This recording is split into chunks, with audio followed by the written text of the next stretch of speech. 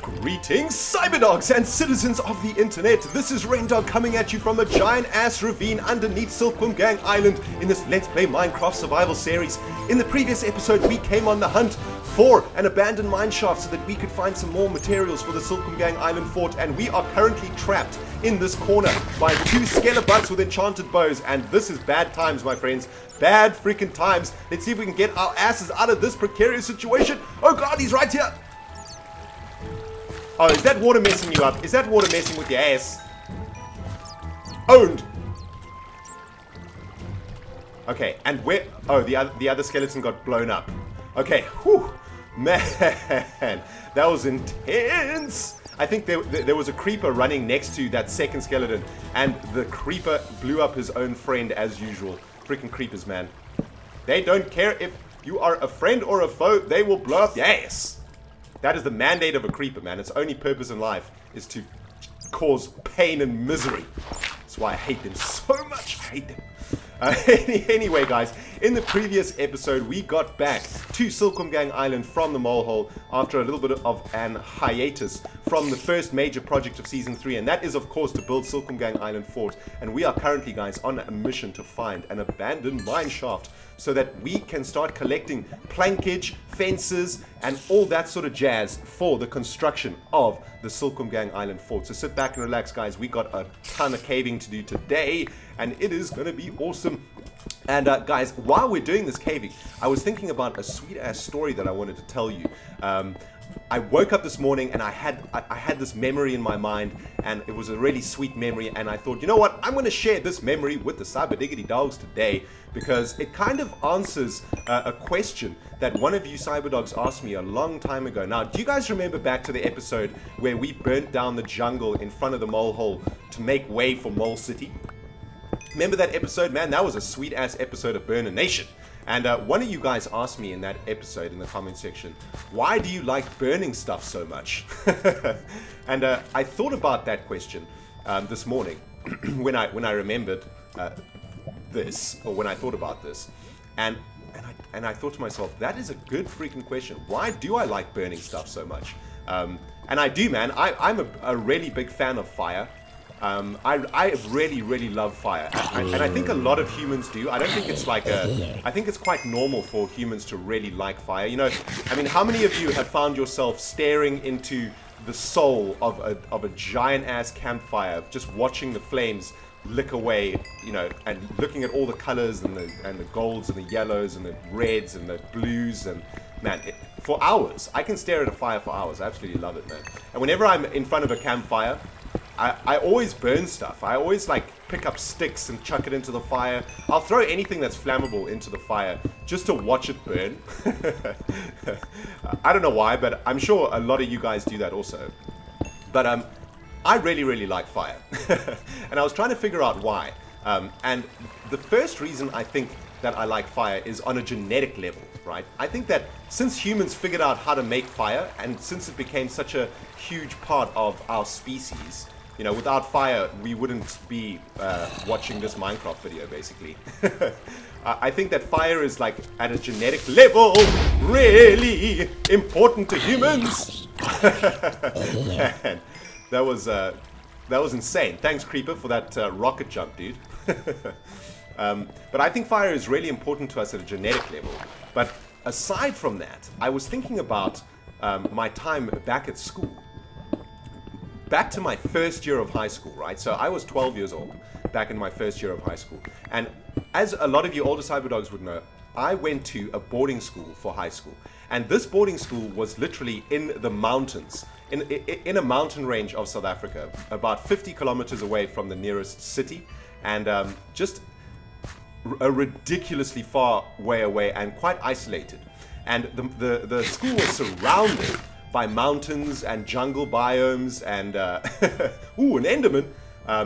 And it was a really awesome place for an adventurous 12-year-old kid, because on the weekends, the rule of the school was you had to get out of the school. You had to either go to the fields to play sport, or you had to go to the town, or you had to, you know, have your parents come and pick you up and take you to go stay somewhere else away from the school, but it was a rule called out of bounds, and you had to get out of the boundaries of the school. Dude, I'm telling a story. Give me arrows. Oh, no arrows. Ooh. I'll continue the story after this, dude. Ah, bastard. Sweet. So yes, at my school there was a rule, right? So we had to get out of the house, out of our dormitories, out of our dormitory houses. And most of the school, because my school was a very sports-focused school, most of the kids in my school would go to the sports fields and play like football or rugby, or I don't know, they throw balls at each other. I'm not entirely 100% sure what jocks do for fun. I know that it involves balls and throwing them at each other and trying to catch them and wrestling, I think. I don't know. I don't know what jocks do, man. I'm a nerd. I have no idea what a jock does for fun. But I certainly didn't do any of those things for fun. What I used to do on my out-of-bounds weekends is go to the nature. I used to go to the mountainsides. I used to go to the jungle biomes. I used to go on adventures. And I used to, most importantly, make forts. Oh, there's some gold. Sweet. And in my first year of high school, I think in America, you guys call it your sophomore year, right? I think that's your first year of high school, right? I think so. I'm just assuming that from movies that I've watched. But anyway, in my first year of high school, I built... Oh, a diamond! Awesome! Oh, that is epic. And more gold over here also. Oh, this is good. This is a good thing. This is fan-freaking-tastic, in fact. Let me just torch this place up, man. I hear a freaking leprechaun around here somewhere. Leprechaun, if you want some, come and get some. I'm ready for you. So anyway, in my first year of high school, guys, I built 3 forts. Oh god, that sound is horrifying. Let's get rid of... What can we get rid of? This flint. Don't need that. Don't need that jazz. Pick up this gold. No, man. I want the gold. Alright, let's just isolate this diamond, make sure there's no lava underneath, considering it was next to a lava pool. And there's more. Sweet. Oh god, there's a lot of mobs around here. Oh, there's more diamonds. Oh, nice. This is what I'm talking about. No, no. Ooh, doggy. Actually, we should probably try and kill this lava source completely. There we go. I think we murderized it. Alright, guys. Sorry, the story's been interrupted, but I need to focus up in here, man. Nope, nope. Okay, let's do this. Give me your diamond. No. I need to kill the source, man. Kill it. Kill it. Alright, there we go. Sweet. Now we can collect this diamond. No problem. Oh god. Did I lose that diamond? Did I just burninate that diamond? I'm pretty sure I... No. 2. There were 2 diamonds there. Okay. Oh, my goodness gracious. Although I have a feeling that I may have burninated that diamond. That would make me really, really sad. Alright, what I want to do is try and kill this lava source that's on this side of the diamond. Over here. No. This lava source. There we go. Oh, man. Diamond isolated. I hope you guys are proud of me, man. Because in Season 1, I would have just dug those diamonds out and they would have gone straight into the lava. Although, I think I may have lost a diamond there, so my bad if I did. Sorry about that. Okay, anyway, so let's get back to what I was saying, guys. So in my first year of high school, I built 3 forts. The first fort was built in a jungle biome, basically. And I built this fort, I think I've told this story before. I built this fort out of corrugated iron and logs and wooden planks that I found in the junkyards around my school. And it was a really sweet fort, but actually what happened was someone stole all of those materials to build a house for their family because they were homeless and they didn't have a home. And when they saw all of those materials of my fort, they saw that it was, oh god, I lost that gold, but there is another diamond down here, another patch of diamonds. Oh man, this is epic. Oh my goodness. Look how many diamonds are here. Sweet. But we've got a serious lava problem to deal with over here, guys. So gonna have to do some lava isolation while we get our hands on these diamonds. But anyway, that first fort that I built, someone actually stole all of the materials from that fort to build their own house. And you know what? I didn't have any problem with that, man, because, you know, I came from a wealthy family. I had a lot, and a lot of people in South Africa don't have a lot. So I wasn't really angry about it. It took me a long-ass time to make that fort, though, so I was a little bit angry about that. But, you know, it's much more important that that dude's family had a roof over their head than some little kid having a fort. You know what I'm saying? All right, let's collect these diamonds, guys. 4 more diamonds, 5 more diamonds. Nice. Is there lava under here? Oh goodness, there is more. There is another diamond under there. Ow! Leprechaun! Leprechaun! Stupid butthole leprechaun. Man. Alright, let's kill this lava with water. Oh my goodness, man. How are we going to get to these diamonds? Look how much lava is here, man. Oh, I see a way. I see a way. Bam! And unfortunately, we can't break this obsidian because we don't have a diamond pickaxe. If we kill that lava, I think we can safely harvest this diamond now. See, but there's lava underneath this block over here, this block of obsidian over here. That's the major problem. So, oh man, I don't know how we're gonna do this, people. We might have to approach it from this side. If we go around the lava, like so. No, no, no, no, no, no. No. Yeah, I was placing lava. Okay, there we go. I think we just killed this lava block over here. Okay, awesome. So this diamond is now free to be harvested, and so is this one. Oh god, panicking. Oh, man. That was almost close to death. I freaking panicked there. Right, let's get this diamond. Okay, we got him. Okay, sweet. I think that's all the diamonds collected there. Oh man, that was intense. 10 diamonds on this mission so far. That is epic. That is awesome. Okay, anyway, so guys, so the first fort that I made was out of corrugated iron and all that jazz, but it got stolen. The second fort that I had, well, it actually wasn't my fort. It was a fort that I found in a jungle biome, but it was the fort of older kids. And I'm pretty sure I've told you guys about this story. They discovered me there, and it was not good times when they caught me there. But I sort of considered it my fort, even though it wasn't my fort. I still considered it my fort because I used to go there a lot.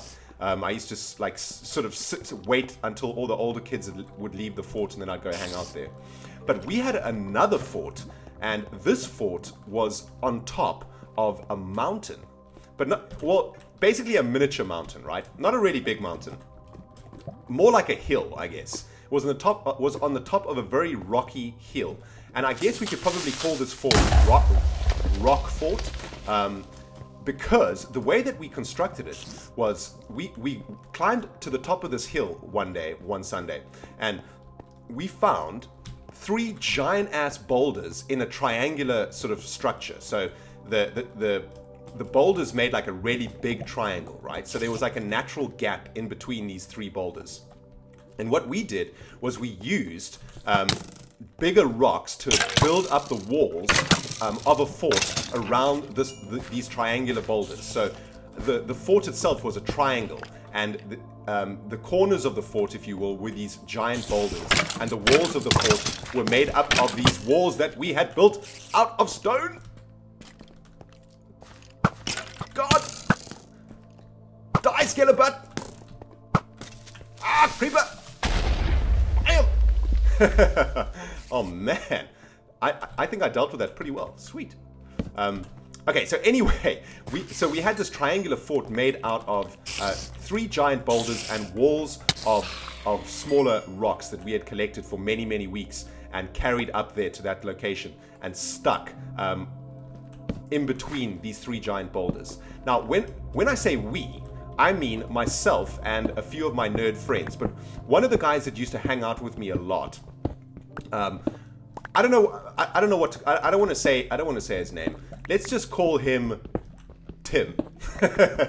So Tim and I used to hang out a lot, and we used to do a lot of our fort building and stuff together. I spend most of my time alone when I used to go on adventures, but when I went with someone, it used to be with Tim. And Tim was a pretty good burner, but a pretty good builder.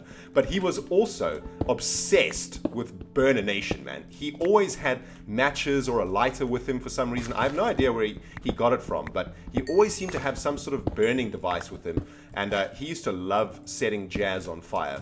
And I remember a day that things went a little bit awry for Tim and I on one of our Sunday adventures. So we decided to go on an adventure after church one Sunday. At my school, we had to go to church every Sunday. And yes, there was a church at the school. An abandoned mineshaft! We found one! We found one! Yes! This is epic! Oh, this is epic. I am so freaking happy. We found one! Oh, yeah, baby. Yes! Oh, man. And look at this. There are fences. There is plankage. And I think this is oakwood plankage too, which is awesome. Oh, this is epic. May the great... Ow! May the great harvest begin. Unless we die. Okay, awesome, guys. We found an abandoned mineshaft, which means we'll find some chests too, which is sweet. But I think what I'm going to start doing, guys, is start just harvesting this stuff as fast as I possibly can. Get as much of this jazz in our inventory as we possibly can also. Let's make some space for it. Let's get rid of some of this stuff. Pick up these fences. Sweet. And while I'm doing this, guys, I'll tell you the story of Tim and I on that dreaded day after church. So after church, we decided, okay, we're going to go on an adventure. We're going to go up to Rock Fort, and we're just going to go hang out there, and there's a chest! There is a chest right away, sweet. Dear Lord, please give me something sweet. Wow. Some coal, some bread, some redstone, some rails. That's actually pretty good. I think I'll take the rails. And the redstone. Yeah, we'll take the redstone. Sweet. So yes, so Tim and I decided to head over to Rock Fort after church one Sunday, and we were just going to go hang out there. Actually, what we were going to go do is catch scorpions. Tim and I used to catch scorpions a lot. In this part of South Africa, there are giant black-tailed scorpions. Now, these scorpions, I know it sounds dangerous, guys. I know some of you cyber parents out there are freaking out right now, but let me tell you, the scorpions in this part of the world are non-venomous scorpions. They had really, really big, fat stinger tails. And some of you guys who do biology or know about scorpions and stuff will know if a scorpion has a really fat tail, generally its poison level is lower. Like the smaller the tail, the more poisonous a scorpion is, generally speaking. But don't take that as said word to die. Die, butthole! Take it! Oh, he didn't give us anything awesome, but there's another chest. There's two chests here. Oh, man. There's two chests here. Man, if Tim was with me right now, he would be so freaking happy. Tim, look what I found, dude. I found a whole bunch of sweet loots. So Tim and I decided, and there's some gold too, so I'm just going to pick this up. So Tim and I decided to go to Rock Fort that day to go and catch some skeletons. Yeah, to go catch some skeletons. To go and catch some scorpions. Let's see what's in there. Oh, that's exactly what we need, man. Always happy to pick up some bread. That's for shiz. We'll put a cobblestone up there also to indicate that we've opened it. Bam! Some more bread. Sweet. There's only bread in these chests, man. That sucks. Right, let's pick up some of this wood. Now, the only way that we could get to Rock Fort, unfortunately, was through a teacher's garden. The reason being that Rock Fort was quite a dangerous place, and I'm pretty sure the school didn't want any of its kids wandering up there on top of a mountain. So what they'd done is they'd sort of fenced the entire little hill off with barbed wire fences and metal fences and stuff. So it was kind of difficult to get there.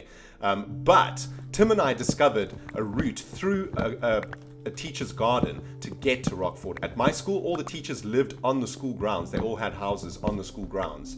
And all the houses looked exactly the same. They had like the same garden and everything. And we found a way to go across a teacher's lawn and then across his lawn all the way to the back of his garden and then through a hole in his fence. And that would take us to the base of this little hill, and we would then be able to climb up the hill all the way up to Rock Fort at the top. And this was basically how we used to get to Rockfort. And man, it was every single time we did it, it was a pretty precarious situation because we never knew if the teacher was at home or maybe his wife was there. Maybe she could see us running across the lawn. But we used to go, when we used to go up there, or when I used to go up there alone, I used to go directly after church, literally still in my church clothes. Like we had to wear more fancy clothing for church. And I used to just go straight from church to the dining hall. I would collect sandwiches and fruit and stuff, stick it in my backpack, and I would literally go straight to the entrance to this hill while the teachers were still in the dining hall eating breakfast and doing whatever the jazz teachers do in the morning. What's up, baddies? Oh man, this is so awesome. This is so much loot that we need, man. I'm so happy that we found this abandoned mine shaft. This is epic. So anyway, Tim and I went straight after church to the dining hall. We got some provisions, you know, we got some bread and some melons and some water and some orange juice and stuff. And we went straight to Rockfort, and we went to the entrance into the teacher's garden to get up there. And I remember thinking to myself that something just didn't feel right, man. Something was feeling a little bit weird. I just had a feeling that someone was watching us, that maybe the teacher was at home, and I don't know, I just couldn't shake it. I had this horrible instinct, this horrible feeling that I don't know, that maybe that teacher was still in his house. But anyway, Tim and I ran across the lawn and nothing happened. No one shouted or anything, and we thought that we were safe. And we climbed all the way up to the top of the hill, all the way up to Rockfort, to the 3 boulders surrounded by walls that we had made out of giant rocks. And we just hung out there for a while, for a few hours, just chilling. You know, lunchtime came. Have we opened this chest? Shrooms? I don't think we're going to collect the shrooms. We don't have enough space. Oh, no, that's the water source that we blocked up. And while we were up there that day, I remember Tim started getting a little burninating crazy, man. He had his lighter and he started setting stuff on fire. I mean, it was pretty normal for me that Tim would burn stuff. He used to love burning anything that he could, really. And I think we're gonna pick up these rails, actually. Sweet. And he was just sort of you know, trying to find flammable stuff to burn. He was picking up leaves and logs and little sticks and setting them on fire. And he was setting on fire, he started setting on fire these tufts of grass. So this was really, really dry grass. At this time of year in South Africa, the grass gets really, really dry, and the air gets really, really dry, and everything gets really flammable. And in fact, there's quite a lot of fires there. Some of you guys who live in the States, in California and stuff, will know what I'm talking about. That sort of dry air, really dry material everywhere. You know, that stuff is flammable as jazz, man. That is some seriously flammable jazz. And he started burning these little tufts of grass because on this mountain, on this little hill, man, we need to get rid of some more stuff here. Sweet. On this, because the hill was really rocky, there wasn't a lot of foliage, there wasn't a lot of natural grass growing there, but there were these tufts of grass and there were these bushes growing, and they were all dry and really flammable. And Tim started setting these things on fire, man. And basically what happened was he set one too many of them on fire at the same time, and the fire started to spread like really quickly. But I mean, scarily quickly, man. You know, do you guys remember when we burnt down that freaking jungle in front of the mole hole? It was like that, man. The fire started spreading like crazy. And I remember looking at Tim, and he looked at me, and I remember him saying to me, "We're in trouble now, aren't we?" And I was like, dude, we need to put this fire out ASAP, or we're going to burn down that teacher's house, man. This whole hill is going to go up in flames, and that teacher's house is going to burn down to the ground. We're going to go to jail, and it ain't going to be good. So we started frantically picking up, you know, giant handfuls of dirt to try and put out the fire. We were picking up rocks and throwing them, you know, sticking it on top of the tufts that had become these sort of smoldering enders. Enders. Yeah, these smoldering endermen. But we were doing everything that we could to put out this fire. I remember Tim pouring his orange juice onto one of the fires to try put it out. And man, we were panicking like crazy, man. But we did actually eventually manage to put that fire out somehow. I have no idea actually how we managed to put that fire out. But we did in the end. We put out all of the fire, but we were freaking covered in smoke and soot. And we were just absolutely oh man, we were so dirty. It was insane. Hang on, guys. I just need to make some more space. I think we'll get rid of one of these axes. And I remember we looked at each other and we realized that we were so freaking guilty, man. I mean, we were covered in smoke and soot, and we probably smelt like a campfire. You know, there's absolutely no ways that we would get away with that, because the fire had made a ridiculous amount of smoke, and by that stage, we were absolutely certain that teachers were on the way, because, you know, the school grounds were pretty small, and you could see, if there was smoke, you would see it. And we were pretty sure that the smoke had, and because we had set fire on a hill that was above the school, it would have been even more obvious. So we freaking got our asses out of there ASAP, man. We ran straight down the mountain back to the fence, straight back into the teacher's lawn, straight back across his lawn, straight out onto the road. And we ran as fast as we could to the gymnasium, because the gymnasium was pretty close to that location. And what we did was we went into the gymnasium and we cleaned up our faces and our arms and our hands. We tried to clean up as much as we could, as much as we possibly could. And because it was quite cold at that time in South Africa, I'm just gonna make for us a few more sticks, by the way, guys. I mean, a few more torches. We had our jerseys in our backpack, so we put our jerseys on, and bam! Oh god, no, we definitely need this wood. We definitely need this wood. Yeah, we'll drop off the apple. So we put our jerseys on to cover up our soot-covered clothing, and we washed our faces, and we washed our hands and everything. And by that stage, it was dinner time, and we had to, you know, what we thought to ourselves, I mean, we were so stupid as kids, man. What we thought to ourselves is, let's just go to, we need to act normally, you know. We don't want to look suspicious at all. We want to go to dinner. We want to, you know, pretend like we were on the fields playing football or doing something else. We just want to go have dinner, and no one will suspect anything. Everything will be fine. We put the fire out. No damage was done. Hopefully no one saw any of the smoke because they were snoozing. You know, teachers like to have like a brandy or something on a Sunday and have a little snooze. So that's what we hoped that teacher had done. Yeah, we have mined out this mineshaft. Sweet. So we cleaned our faces, we cleaned our hands and our arms, and we went to lunch in the cafeteria. And yes, there, lo and behold, was the teacher through whose garden we had snuck. And I remember thinking, he looked at us, and I knew that he knew, man. I'm pretty sure that he saw us. I think he must have been in his house when we went across his garden that day, because I don't know, it might have been my paranoia. But when he looked at us, I was panicking, man. I was like, oh my god, we are caught. We are done for. We're going to get expelled. He's going to phone my mom. No, he's going to phone Motherboard. And nothing happened. We had dinner. We ate our dinner and everything was fine. But then this teacher stood up in front of the cafeteria and made an announcement. And he announced that there had been a fire on the hill behind the school. And he wanted to know if anybody in the room had any information about it. You know, that sort of ominous tone that a teacher gives. If any of you have any information about this fire, I suggest you come forward now. And Tim and I looked at each other absolutely terrified, and you know, we thought to ourselves, well, nobody saw us. There's no evidence that we were there. So let's just keep quiet. And that teacher just freaking looked at us straight in the eyeballs. And we didn't say anything. He didn't say anything. And then he started to walk straight towards us. Straight towards us. And he walked.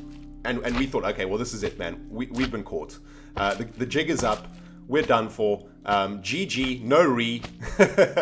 I need to get rid of something. Get rid of this cobblestone. And he walked towards us, and he actually just walked straight past us. We couldn't believe it, man.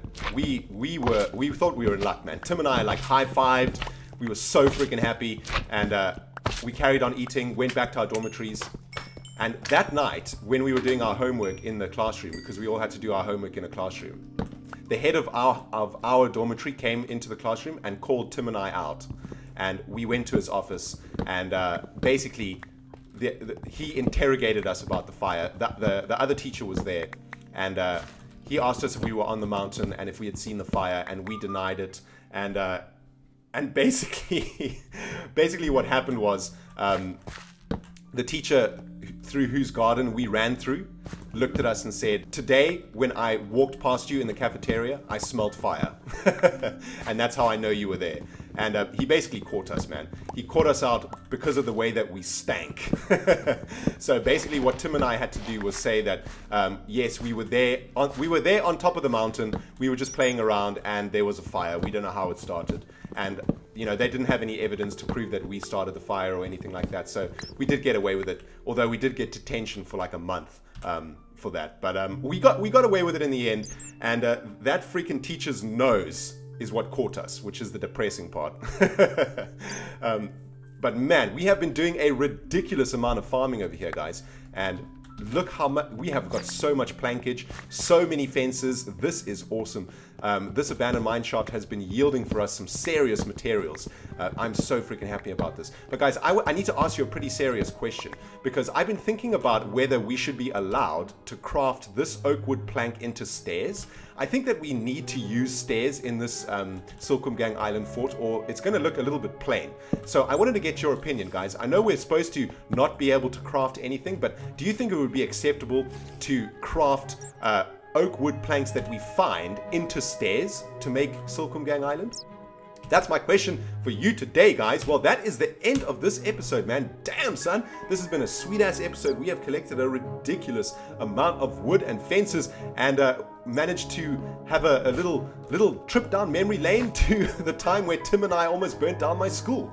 But guys, I hope you have enjoyed this episode. If you have, you freaking hit that like button, and if you haven't subscribed yet, hit the subscribe button. I'm going to be continuing to mine out this mineshaft. I think I'll do a little bit of this off camera or for the next dog mail this weekend, guys, so stay tuned for that. And guys, we will see you in the next episode. This has been RENDOG playing Minecraft Survival. Goodbye, my friends.